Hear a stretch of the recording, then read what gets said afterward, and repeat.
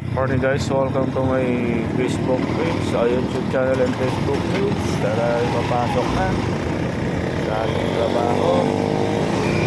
Dito tayo, medyo maraming sasakyan dito. Morning, tara. Dito na tayo sa highway guys. Going to Marquee Mall na tayo. Tama yan to sa Pangwaisak. Morning, ingat lang mga kako.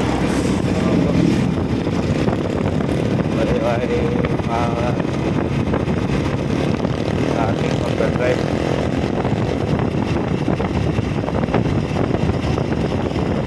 Sa pagdadrive ko ganito lang, hindi mainit normal lang. Ang wala lang.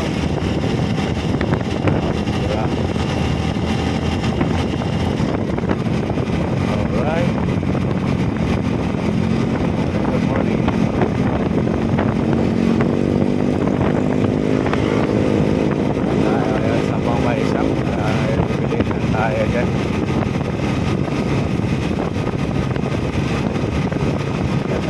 Proper na tayo ng sa Pangwaisak guys.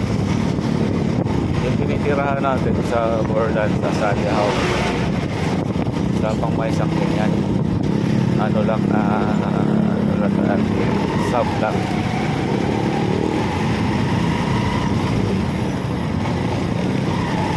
Alright. Good morning. Yung mga ganyang banat, mga bata pa, solder ka, kunting tikwas lang nung sa unahan mo, safe lang ka talaga. Kaya dapat ingat lang talaga, hindi talaga nagmamayabang sa daan, kasi yan tayo nadadali. Kami din na tayo. Morning. So, papasok na tayo. Ano po yung mga, ay po, maraming pera yun. Salamat. Morning, good morning. Wala pala kanina yun. Morning guys, nandito na tayo. Paalis na tayo yan. Kakala tayo sa atin.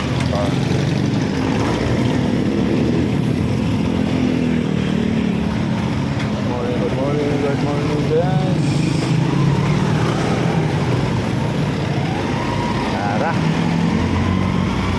Hindi pala na ano yung kanina, salita tayo ng salita, hindi pala naka-play. Aloko na. Morning. Guys, dito na tayo sa proper na sa Pangwaisak. Kapagay na rin tayo ng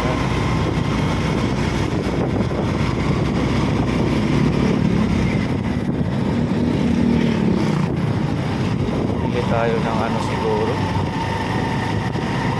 functions oil. Hello guys, morning. Ingat lang tayo guys, lalo na dito maraming sakyan.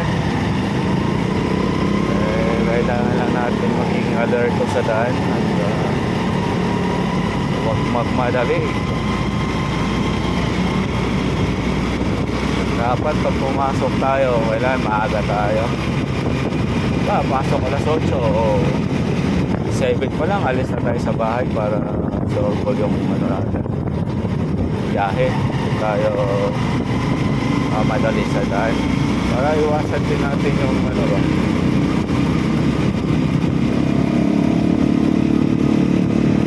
pag ganyan kasi pag oras ka na ang isip mo lang, lagi ka nagmamadali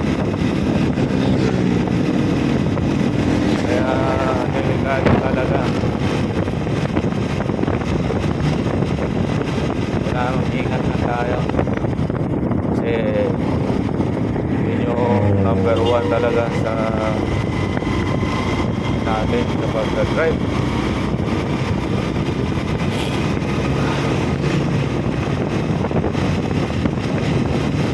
Kailangan lang talaga ano lang,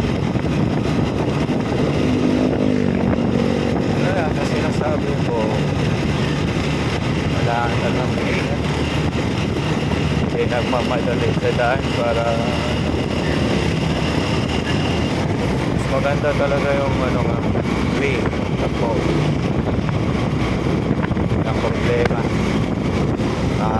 tayo sa ating trabaho ng matiwasay. Hindi tayo mahirapan. Iwas tayo sa disgrasya or ano man sakuna dyan sa daan. Kaya ano lang. Kailangan lang normal lang tayo sa ating pagbiyahe. Yan, dito na tayo sa ano,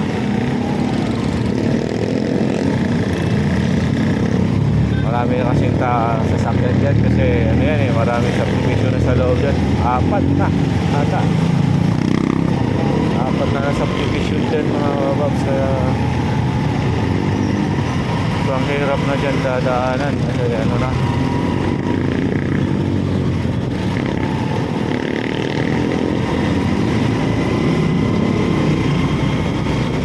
Dito na tayo, nakalampas na tayo na.